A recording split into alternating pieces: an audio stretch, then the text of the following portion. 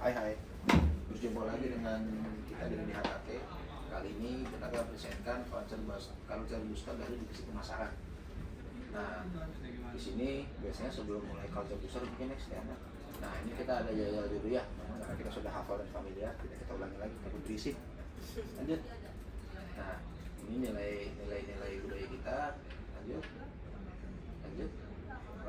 Nah, ini ada tim pemasaran. Kalau melihat dari divisi pemasaran ini seperti kayak pakai Disney Pixar ya, model fontnya ya kan.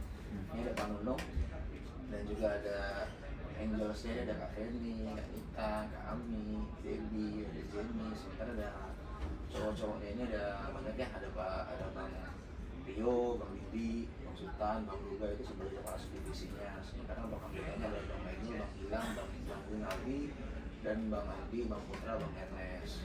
Lanjut. Nah, kalau kita melihat dari sini nih, kita bicara mengenai manajemen risiko bagi divisi pemasaran ya.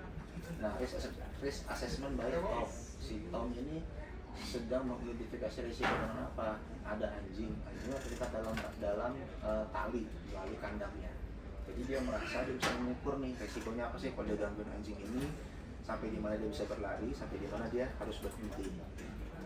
Jadi sebagai personal manajemen risiko itu kita memiliki namanya cakupan konteks kriteria dulu nih. Kita mesti memiliki konteks risiko apa yang mau kita ambil. Terus kita nilai dulu risikonya, kita identifikasi, kita analisa, kita evaluasi. Setelah itu baru kita buat perlakuan risikonya seperti apa.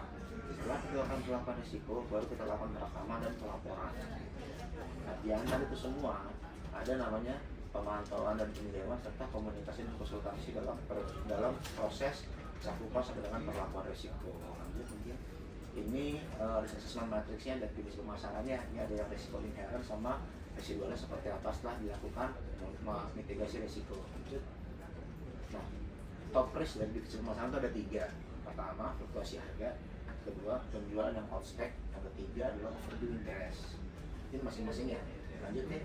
Oke, fluktuasi harga adalah dipengaruhi oleh kondisi global nih, dinamika permintaan dan penawaran serta kebijakan pemerintah berdampak signifikan terhadap daya saing produk dan pencapaian target penjualan. Nah, sementara untuk yang berikutnya outspec. Nah, penjualan outspec adalah penjualan produk dengan spesifikasi di luar standar.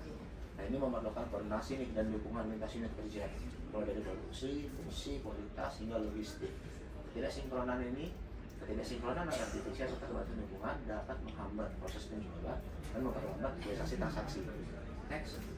Nah, untuk overdue interest sendiri, ini adalah hal yang timbul akibat keterlambatan pembayaran dari pelanggan maupun keterlambatan setelah terima dari PPN 4. Ini berpotensi nih membebani arus kas perusahaan dan mengganggu strategi pemasaran. Kondisi ini umumnya dipengaruhi oleh kemampuan keuangan perusahaan, kemampuan keuangan pelanggan, lemahnya pengendalian dan monitoring kita, serta ketidaktepatan dalam penetapan syarat dan jangka waktu pembayaran. Nah, demikian top risk dari divisi pemasaran terkait produk-produk mereka. Mungkin ada tanggapannya dari Dek Tania terkait risiko dari pemasaran ini? Kayaknya cukup jelas sih tadi yang dijelaskan. Ya, jadi intinya dalam setiap pekerjaan kita pasti memiliki risiko. Iya. Nah, itu yang harus kita mitigasi sehingga kita dapat mengevaluasi atau menjaga agar hal tersebut atau yang bisa kita tidak berkurang ataupun mungkin bisa tidak ada. Demikian dari kita. Terima kasih.